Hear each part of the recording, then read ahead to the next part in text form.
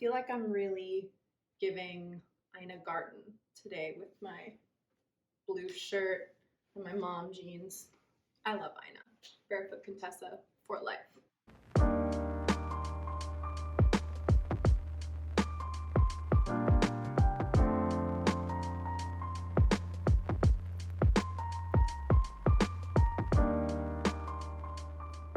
Hey everyone, and Happy New Year! You may notice today I am in a little bit of a different environment, and that is because I was actually supposed to fly back to Toronto this week and it got delayed 3 days just because of bad weather on both ends.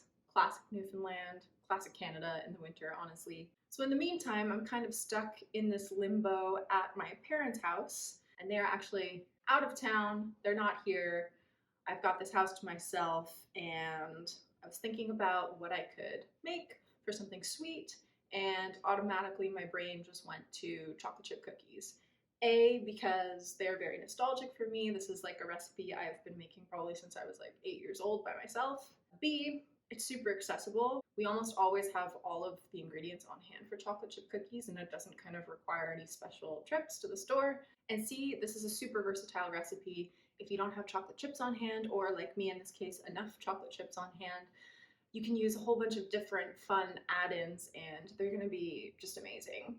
So again, super easy recipe. I've raided the pantry. I'm ready to go. Let's get into it. So first, I've started by preheating the oven over here to 350 degrees. And while that's preheating, I'm gonna go ahead and start working on this dough. So here I have half a cup or 1 stick of butter. It's softened, so I'm able to kind of work it into the dough nice and easy without any pain. So to this half a cup of butter, I'm going to add half a cup of white sugar, half a cup of brown sugar. I like how the proportions are really easy to remember with this recipe. I feel like I've known it by memory for like years now. So I'm just gonna start by creaming the butter sugar mixture together. I'm gonna use a hand mixer here, but you can also do it by hand. It's gonna be easier if the butter is soft for sure. Next up, I'm just gonna add 1 egg to this creamed butter mixture. Then I'm just gonna beat that in with my mixer again. I almost forgot vanilla. And vanilla is important here. You want to use it. You want to use the real thing preferably, but whatever you've got on hand, again. Butterscotch flavoring is also really good on this if you want an alternative, but I'm gonna go raid the pantry for vanilla. It's right there. Easy. So just with that egg, gonna eyeball about a teaspoon, 2 teaspoons of vanilla. Okay, next up, dry ingredients. Gonna set this aside for just a minute.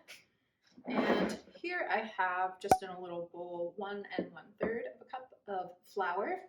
To that, I'm going to add half a teaspoon of baking soda. Also just gonna add a little pinch of salt to this, a quick whisk. Now, nice and easy, dry mixture goes into the butter and egg mixture. I'm going to opt not to use my electric mixer in lieu of just a rubber spatula. Basically, with these cookies, you really don't want to overwork the dough. The best thing you can do is mix just until the flour is incorporated. So at this point, my flour is almost incorporated, not quite. I've probably got about 10% of the flour left, as you can see. Now we're going to add the chocolate chips. So this recipe calls for 1 cup of chocolate chips. As I mentioned before, if you do not have chocolate chips on hand, or you just want to get a little funky with it, you can add some extra stuff in. So I raided the pantry. There wasn't a full cup of chocolate chips. No problem. I've got about half a cup of chocolate chips, got a handful of white chocolate chips, and then I topped it up with some score bits that I found. So it's going to be like a nice chocolatey kind of toffee cookie. So again, about the equivalent of 1 cup. So I'm just going to stir this into the dough nice and evenly with my spatula. Some other alternatives you can use for mix-ins, you can use toasted nuts. Pecans are great, walnuts are great. You can add half a cup of rolled oats to this and have yourself an oatmeal chocolate chip cookie. You can add chopped dates, you can add raisins. So it just goes to show how versatile this recipe is, and no matter when that cookie craving hits, if you have the base you can pretty much add whatever you want to it. Customizable. If you are going to listen to one thing I say in this video, chill your cookie dough. Basically, if you roll this cookie dough into balls right now and put it straight into the oven, that butter is soft at the moment and it's just going to kind of spread out and you're going to have kind of a very flat cookie. It's not going to have any of that lift I want. It's not really going to have as much of the chewy middle I want. It's just going to be a crispier cookie. So by chilling this dough, we're going to make the butter solids colder. They're going to melt slower in the oven, and overall it's just going to improve the texture of your cookies. So you can put it in the fridge for like an hour, or if you are in a rush, put it in the freezer, check it after like 15 minutes, and you should be good to go. I always use the freezer. Okay, so I've taken my dough out of the freezer. It is nice and solid now, but still malleable enough to be able to work into balls. I like to take a spoon and I just take a little scoop out, and I'm going for probably like a 1.5 inch ball, I would say. And one thing I like to do to kind of keep these looking rustic is just kind of push the ball together. What I won't do is like roll it in between my hands like this. Take a little off. I generally tend to yield about 16 cookies, depending on how big I make them. My brother Noah bakes these a lot as well, and he likes to make them bigger than I do. If you make these bigger, you could yield about a dozen cookies. If you make them slightly smaller, you could yield probably 18 cookies. And I'm just making sure to do my best to stagger these on my baking sheet. So I have made these a little bigger. Now that I'm looking at them, I think I'll probably yield about 14 out of this batch. So these are going in the oven for about 12 minutes. Really depends on your oven, and I think you should get to know your oven well. It will help you in the long run. Check it around the 11-12 minute mark, and if you need a little more time, a little more time.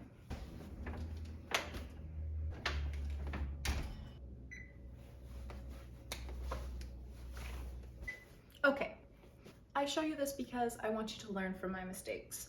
When I put the cookies in the oven, they weren't cold enough. I was just rushing. When I'd put them in the oven, blah, blah, blah. You know how it is. This is what happens. It's not the end of the world. Like, these cookies are delicious, but do you see how they got flat? They spread out quite quickly. You can tell from the edge of the cookie here. And they also touched, so I just kind of like broke them apart with a spatula. Not a big deal again, but I want to show you the difference with the second tray of cookies once they come out of the oven and how the cookies kind of hold up better.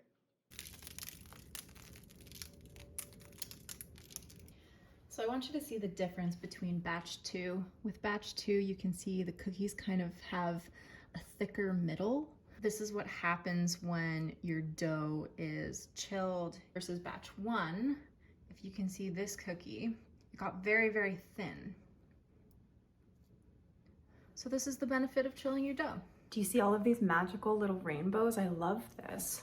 Moment of truth, we're gonna test this cookie. I already know it's gonna be fabulous.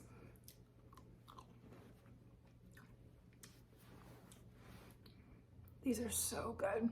I added sea salt to the top of these right after they came out of the oven while they're still hot. This kind of helps bind it to the cookie while still seeing like a visible layer of salt on top. I'm obsessed with kind of any sweet salty combination, especially caramel and sea salt, especially chocolate and sea salt. I think this really just goes to show how versatile the recipe really is. You know, whatever you've got on hand, whatever fun additions you want to add, throw it in. It'll work. It'll be delicious.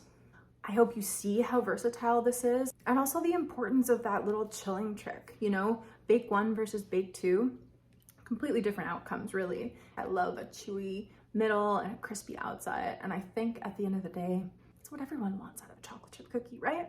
Next time you see me, I will be back in Toronto. I'm gonna be producing some more videos from my kitchen there. In the meantime, you will still be seeing content for The Rock, and we will be back at Baccaloo Cottage in the spring, summer months, so be sure to stay tuned. There's plenty to come, and I'll catch you on the flip side.